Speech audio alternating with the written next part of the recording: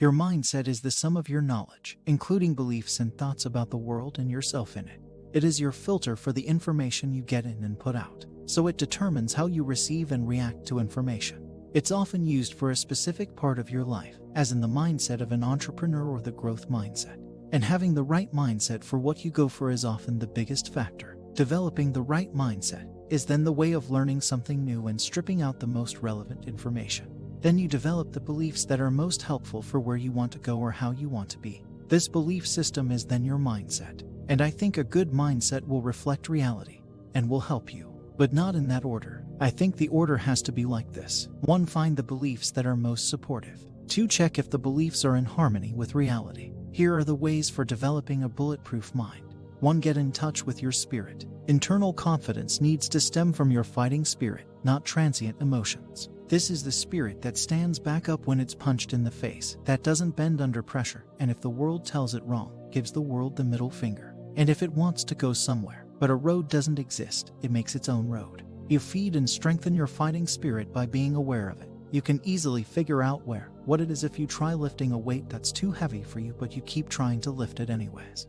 You'll feel tension from your neck into your mind. It's the place in your mind that gives you the energy to try to lift. Once you're aware of it, keep tabs on it by just thinking of where you remember the source of that feeling constantly. That's basically spirit, but not the woo-woo hippie kind. The second thing is you need to teach it how to fight back against all forms of pressure, including your own. If shit hits you down, you get in touch with your fighting spirit and then you talk yourself back up.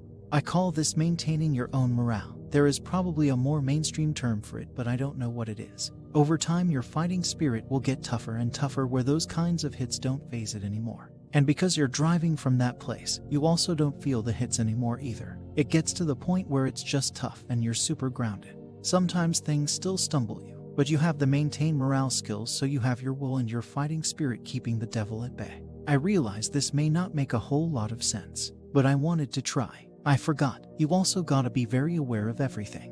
It will shut down lizard brain reactions and dumb emotions and stupid thoughts. There's no such thing as a zoned out confident guy. Being present and aware is a requirement. 2. Acknowledge your challenges. Acknowledgement is the first step to overcoming any challenge. To bounce back from the unexpected, we have to keep moving forward. Remind yourself to acknowledge, accept, adapt, act. Take accountability when things go wrong and accept that there are potentially better ways to achieve your goals. Remove ego and pride from the equation and ask for help when you need it. Accept constructive criticism and brainstorm solutions. Keep perspective when acknowledging your challenges and remind yourself, this is tough, but not tougher than I am. I started to work on shifting my mindset. In fact, one of the most critically important aspects of finding success is to create a bulletproof mindset.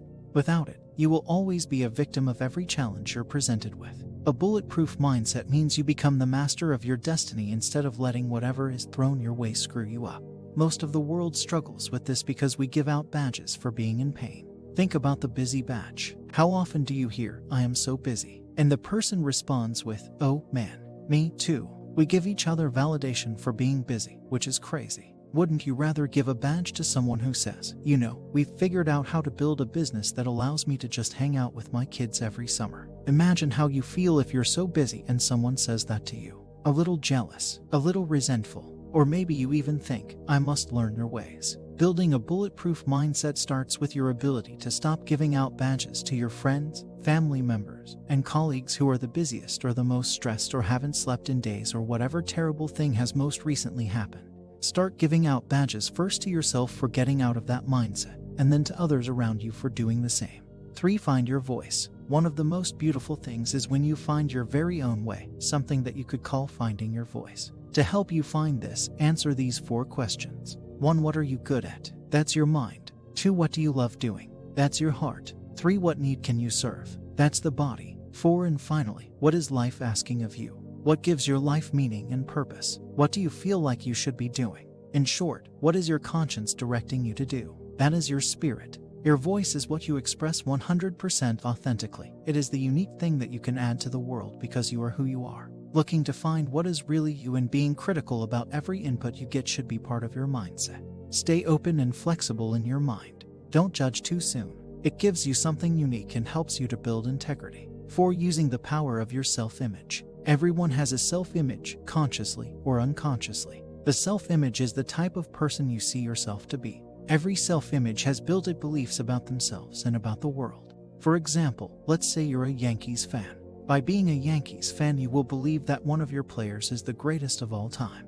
The same with certain self-images. If you see yourself as a victim, most likely you believe that everyone is against you. If you believe you're unattractive, most likely you believe that women won't like you for you. You'll act nervous and hesitate to ask her out because you're afraid she'll say no.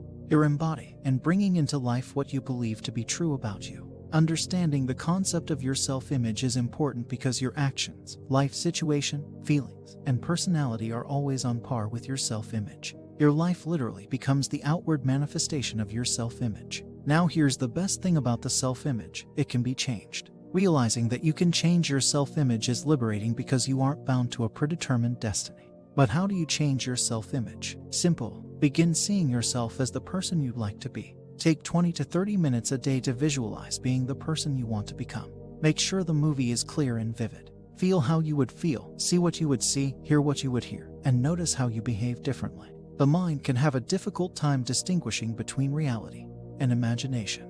In vivid detail, visualizing scenarios stimulates the same neural networks and respective physiological triggers that occur when experiencing something in reality. Changes in blood pressure, heart rate, breathing, etc. Using visualization to prepare for high-pressure situations can be highly effective. Time spent conditioning and preparing the mind allows us to develop coping strategies and better responses to anxiety when experiencing the moment in real time. Believing you have already achieved something has a significant impact on the mind.